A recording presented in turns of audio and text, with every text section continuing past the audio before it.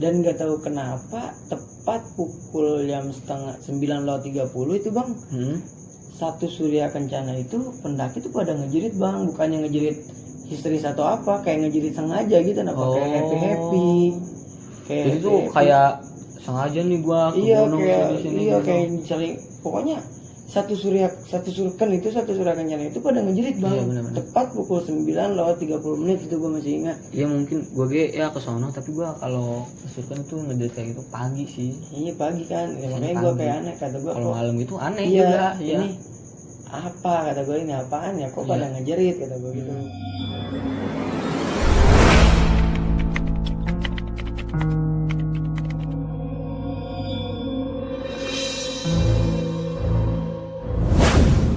Dan si kakaknya tuh katanya bilang tutup tenda katanya gitu kan. Katanya ada yang mau masuk, katanya gitu, rambutnya gondrong, pakai baju hitam. Terus kakaknya itu tidur lagi tuh. Dan setelah kakaknya tidur, nah adanya nih bangun, katanya gitu, adanya bangun mimpi, tapi matanya merem, semuanya merem, katanya merem. Adanya bilang, udah biarin cenage, jangan takut cenage, masa main kayak gitu aja takut sih, penakut banget gitu. Dia bilang begitu. Iya gitu. Terus nah setelah ngomong itu adanya tidur lagi. Nah dari situ ibaratnya berarti kayak ngigo gitu ya. Iya, gue kayak mikir apa yang dimaksud di mimpi itu yang semalam gue lihat ya, yang kata gue yang gitu. Akhirnya gue situ langsung masak aja kan, masak buat sarapan pagi. Akhirnya gue mutusin buat muncak itu pukul 10.00 siang. Iya, jam 10 siang. Kayak gue naik sampai ke puncak, alhamdulillah pas gue perjalanan ke puncak gue alhamdulillah nggak ada apa-apa. Sampai gue turun lagi tuh di puncak tuh gak ada apa-apa gitu. Iya, di puncak gak ada apa-apa, kita foto-foto, kita kayak ngopi dulu di puncak kan. Kita bawa bawa kompor sama nesting ke atas. Iya benar-benar. Kalau jam 10 itu udah sepi gitu ya, enak jadinya buat ngopi-ngopi di sana. Iya. Terus akhirnya sampai gue turun lagi kan ya. Nah zuhur itu setelah dibawa disuruhkan lagi tuh. Gue zuhur itu gue kayak masak pop mie gitu lah, kayak cemilan-cemilan lah buat ngeganjal perjalanan turun kan. Akhirnya anak-anak juga ada yang makan roti gitu. Dan gue mutusin turun itu jam 3 kurang 15 menit itu. Sore berarti masuknya. Iya, sore. Dan anak-anak selalu kayak mikir apa, takut kemalaman di jalan. Iya, takut kemalaman di jalan. Dan ada satu orang kan itu gua nanjak, ada yang udah berpengalaman kemana-mana kan. Ibaratnya patokan porter gua tuh dia gitu. Akhirnya dia bilang jangan takut kemalaman di jalur, kata dia gitu. Udah suara toke lagi aja. Sama apa? Lanjut. Nah selama gua naik ke gunung tuh pasti gua sama dia terus, sama orang itu mulu, karena kan dia udah berpengalaman. Akhirnya gua start turun jam 3 kurang 15. Gua turun perlahan dan sampai di yang tadi kata gua yang akar kayak terowongan itu. Surken yang di timur itu. Iya, bau itu tuh ada lagi. Selama dari pas gua nanjak sampai besoknya gua turun itu datang lagi bang. Tapi dia nyampe surken yang di baratnya itu nggak ada. Nah selama gua ngecamp tuh sampai ke puncak nggak ada. Cuma perjalanan turun kok baru nyampe yang itu juga masih landai udah ada bau kan. Baratnya dia ngikutin dari bawah itu nyampe pos 5 berarti. Iya. Nah terus akhirnya, dan itu paling lama bang. Bau itu di situ lama banget. Itu dari situ kan kayak udah deket ke pos 5 ya, tinggal dikit lagi beberapa langkah. Itu sampai gua turun ke pos bayangan 4 tuh. Yang banyak tanah sebelum pos 4 itu. Sebelum pos 4 ada 20 menitan lagi ke pos 4 itu. Dan bau itu udah hilang tuh. Akhirnya gue udah kayak alhamdulillah nih tenang nyaman gitu ya, kan udah ya, tenang ya. teman-teman gue ada yang duluan, Hmm. udah ada yang duluan, dan belakang itu sisa gue bertiga dengan jarak ini jauh, lumayan jauh kan. Gitu. Dan 10 menit gue jalan dari situ tuh gue kayak ngelihat sosok anak kecil. Iya, anak kecil tuh di balik pohon, kayak mata dia merah. Iya, merah, cuman si bibir itu dia kayak bibir bawah itu kayak ke bawah, kayak gimana sih, dia kayak nyelangap, cuman ini tuh sobek banget sini. Terus dari mata juga dia udah kayak keluar air mata, kayak orang gimana sih, nahan sakit gitu bang. Itu minta tolong, iya, mungkin ya, itu jelas banget gitu bang. Iya, selama gue naik gunung bang, selama gue naik gunung itu paling jelas banget itu kayak kelihatannya. Dan dari situ gue refleks kaget, akhirnya gue sampai pas jalur turun gue nemu kayak jalur tangga gitu.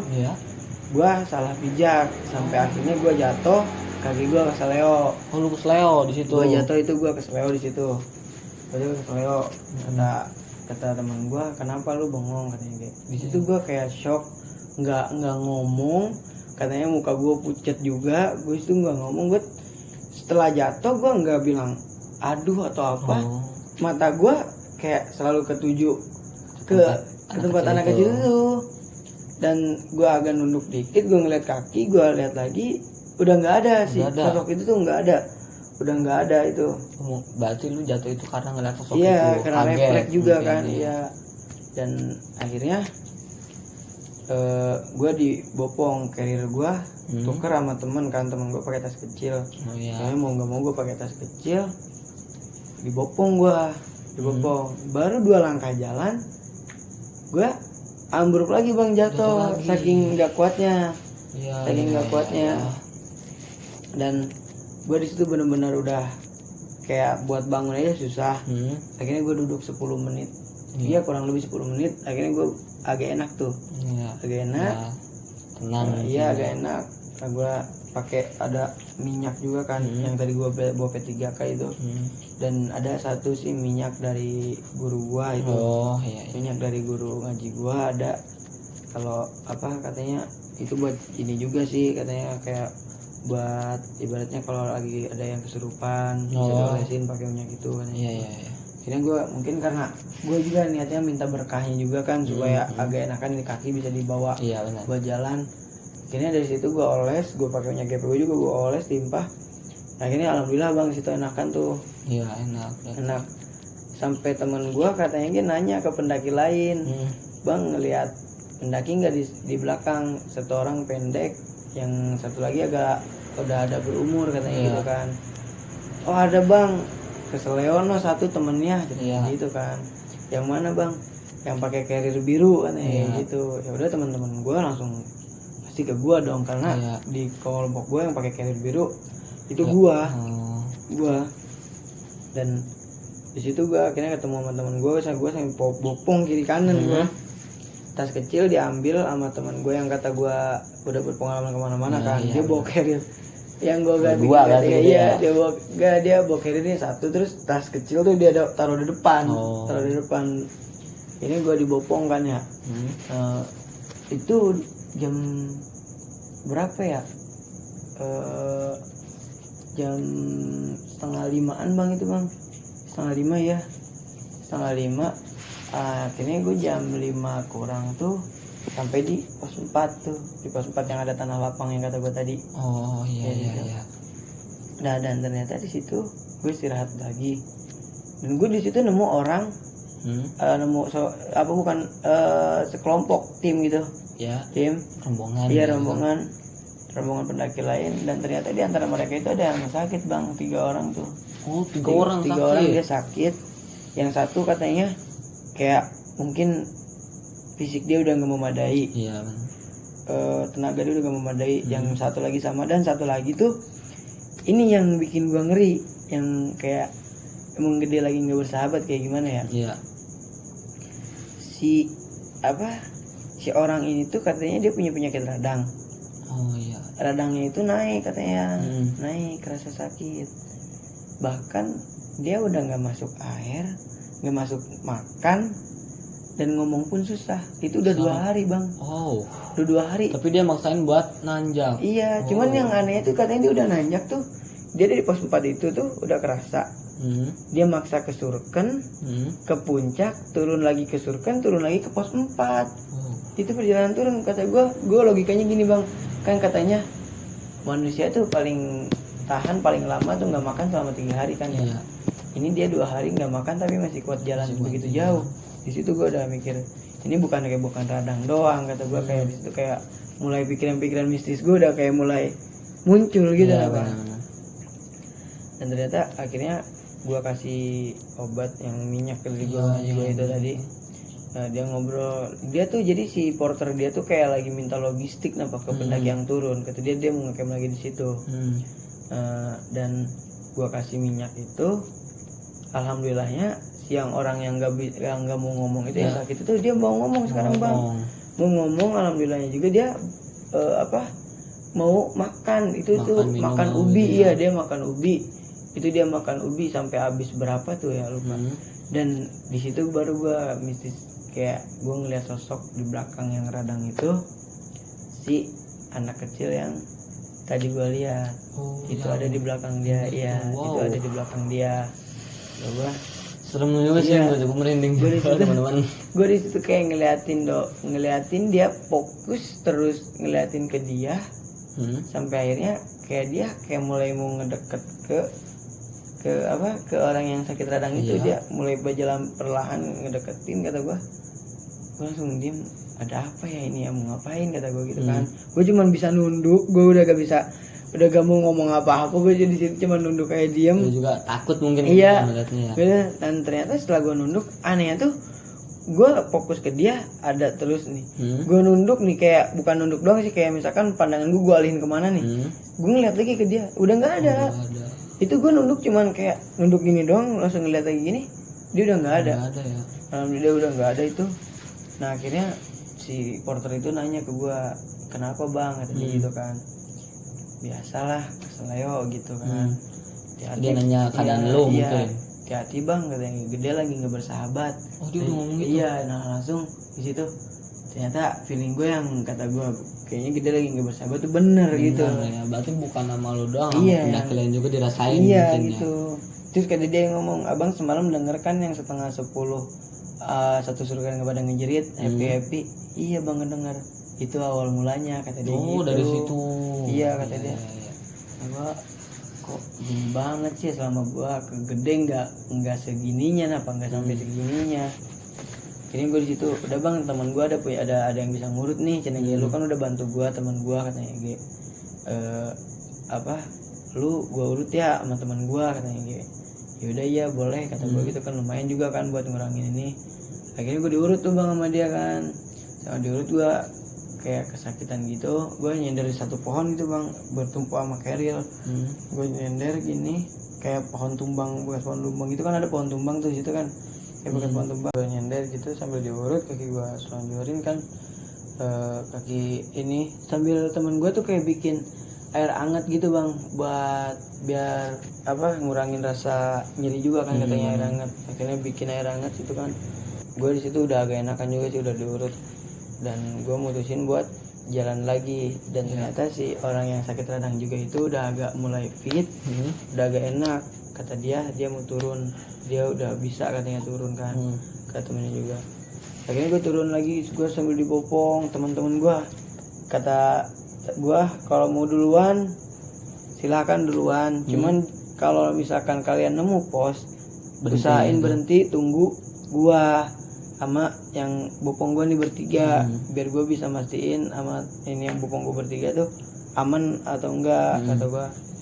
Dan gue sampai di bopong tuh jam udah mau ini sih bang, udah mau gelap bang. Dan posisi tuh di situ embun tuh udah kayak gerimis gitu, kayak udah mulai nutup jalur, mungkin gerimis juga gitu. Jadi di situ gue sama yang bopong gue mutusin buat ngeluarin headlamp. Akhirnya keluarin headlamp lah di situ kan.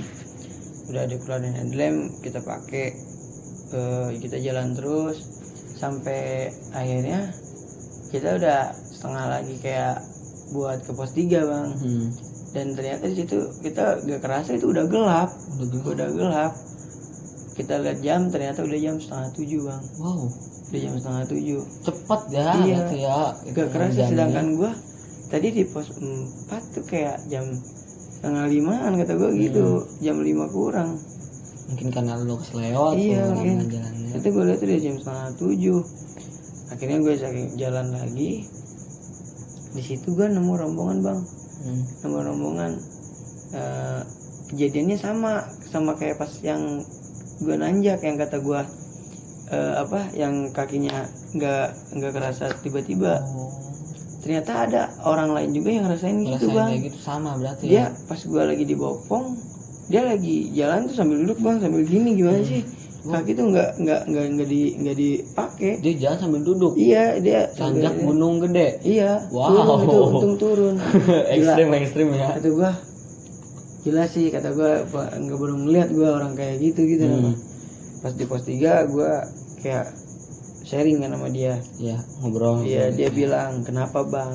Kata gua, "Biasalah risiko naik gunung, salah tumpuan, seleo." Gitu. Dia langsung bilang, "Abang mah pincang juga ada penyebab," gitu dia gitu. Kan kata gua, "Kenapa?" Terus kan kata gua, "Emangnya abang kenapa?" "Nih bang, kita mah aja naik," kata dia gitu kan. "Kita di atas, selesai masak, kita mau pindah duduk," katanya dia gitu. "Kita mau pindah duduk, pas kita mau bangun, ini tuh udah mati," katanya sebelah, udah gak kerasa apa-apa. Kata gua, "Bang bentar," kata gitu kan. Pas gua nanjak kemarin ada yang kayak gini. Iya. "Emang ada?" "Iya ada bang, persis kayak lu, tiba-tiba tanpa sebab." Gak tahu, mungkin ya namanya alam kata dia gitu kan. Tahu. Iya namanya alam. Gak tahu juga hal-hal mistis kata dia gitu. Dan ternyata yang itu yang pinjang itu tuh yang gua nemu di pos 3 tuh dia jujur bang. Kata dia bikin kesalahan. Kata dia sompral pas mau naik, kata dia gitu. Oh kata gue teh, ya udah bang, nanti mah ini jadi pelajaran kata gue gitu kan. Kata dia ya. Akhirnya gue mutusin buat teman-teman gue di pos 3 nggak ada, kata gue gitu. Kan kata gue tadi suruh nungguin, tapi kan kata gue tadi mau duluan aja. Ya. Cuman di mana kita nemu pos, usahain berhenti, tunggu kita datang kan. Ya, benar-benar. Itu di pos 3 nggak ada, khawatir kan gue. Dan itu udah hari udah gelap banget. Iya. Gue nanya kok pendaki lain, "Bang maaf mau nanya, kenapa? Lihat ini nggak orang rombongan, ada anak kecilnya 2," kata gue gitu kan. "Oh iya ngelihat," katanya gitu. "Berdua ya, kembar ya anak kecilnya?" "Iya," kata gue gitu. "Oh udah duluan jalan," katanya gitu. Yang gue khawatirin tuh anak kecil itu tuh satu tuh yang kakaknya itu bukan pakai sepatu bang, turun tuh dia pakai sandal jepit. Wow. Dia pakai sandal jepit, alas kaos kaki. Dari situ kayak gue, ya Allah ini gimana, kata gue gitu kan. Udah malam ya, ngeri. Iya. Binatang. Dan ternyata setelah gue jalan 15 menit dari pos 3 turun hujan bang, gerimis itu. Gerimis, trek jadi licin. Dan di situ kayak pandangan gue udah kayak di sudut-sudut mata gue udah kayak ada yang merhatiin bang. Yang mantau gitu. Iya kayak ada yang mantau. Dan bau bangkai lagi muncul lagi tuh, bau bangkai itu. Dan itu bau bangkai itu muncul, itu dibarengin sama sosok bang. Ada sosoknya? Iya ada sosok. Mungkin dari sosok itu. Mata gue lurus, cuman di sudut pandang gue di sini gue kayak ngeliat sosok tinggi, besar. Itu gede banget bang, matanya merah. Wow. Matanya merah. Maaf, biasanya yang itu longga-longga ya. Iya. Mungkin itu kayaknya, cuman kan kita juga nggak tahu juga kan, gitu cuman ya. Biasanya kalau sosok gede itu biasanya longga-longga katanya. Iya mungkin kan.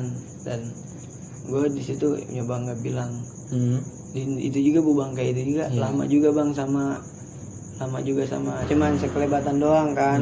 Akhirnya gue jalan lagi di situ, gue jatuh lagi bang. Jatuh lagi? Iya, 2 kali betul jatuh?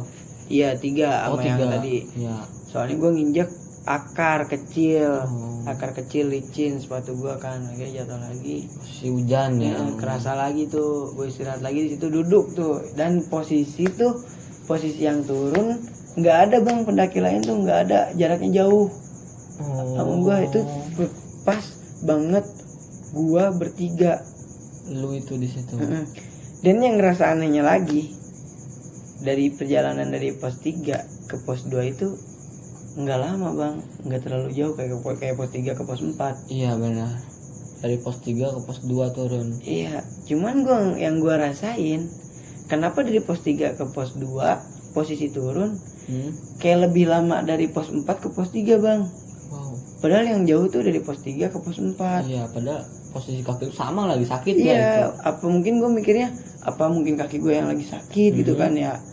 Cuman firasat gue nggak sejauh ini gitu bang. Bener-bener. Nggak sejauh ini. Berarti lu kayak dijauhin gitu, Iya. dilengin mungkin. Nah, terus gue lagi duduk istirahat itu, yang kaki gue sakit itu, si sosok hitam itu ada lagi bang. Muncul lagi? Iya, muncul lagi. Wow. Itu tepat banget di depan gue, di pinggir pohon besar. Di pinggir pohon besar itu. Dan akhirnya gue di situ udah minta, ayo jalan lagi yuk, kata gue gitu kan. Udah bunyi lagi aja deh disebutin sosoknya. Gak tahu. Gak beresin yoi. Kata gue, akhirnya di situ udah langsung, ayo jalan lagi, kata gue gitu. Mungkin gue karena takut juga kan ngeliat itu kan, takut, udah rasa takut tuh, ada rasa takut. Iya. Dan akhirnya yang bikin gue seneng tuh pos 2 tuh udah kelihatan sama gue. Udah kelihatan. Ya, soalnya ada api unggun. Iya. Ada api unggun yang nyariin. Dan firasat gue tuh, gue selalu berharap di pos 2 itu tuh rombongan gue. Iya benar. Yang nyalain api unggun tuh rombongan gue. Akhirnya sebelum gue nyampe pos 2 itu jelas bang, tiga-tiganya gue bertiga itu ngedengar suara Kunti bang, ketawa. Lu diketawain? Iya, ketawa. Wow. Kunti deket banget. Serem. Deket banget. Dan setelah ketawa Kunti itu, yang bopong gua tiba-tiba berhenti. Dia bilang ke kakaknya kan, itu ada keluarga juga. Kata dia, kita tawasul dulu yuk buat teman-teman ini yang di depan. Kenapa emang? Enggak, soalnya tadi barusan kayak ada yang bisikin katanya. Jadi si yang teman gue ini, yang bopong gue ini, yang belah kiri gue, ya, itu ada yang bisikin katanya bang. Oh, ada yang bisikin. Ada yang bisikin pelan-pelan katanya, pakai bahasa Sunda. Oh, bahasa Sunda. Pakai bahasa Sunda, tapi artinya ini katanya, anak ini nunjuknya ke gua. Nunjuknya ke gua, katanya ibarat katanya anak ininya tuh ke gua apa? Anak ini kakinya udah kena sama gua, kata dia gitu. Nah, sekarang anak kecil yang berdua di depan mau gua kenain juga kakinya gitu. Makanya dari situ udah mulai kayak, jadi tuh kayak teror gitu. Iya, kayak teror. Kayak gua di situ langsung merem, nunduk. Gue mikirin gue dari selama gue perjalanan itu gue bikin salah apa gitu lah. Benar. Dan gue kayak nggak bikin salah apa-apa gitu lah pak. Gue naik sesuai aturan gitu bang. Kayaknya dari situ kita bikin bulat bertiga, kita tawasul sebentar khusus buat teman-teman gue yang di depan kan. Akhirnya gue berdoa lagi, kita jalan dan akhirnya kita sampai di pos 2 itu. Di pos 2 itu, dan ternyata yang gue harapin itu teman-teman gue, ternyata bukan bang. Bukan rombongan lain, ternyata itu calo Gunung Gede itu. Karena mungkin lagi legal ya.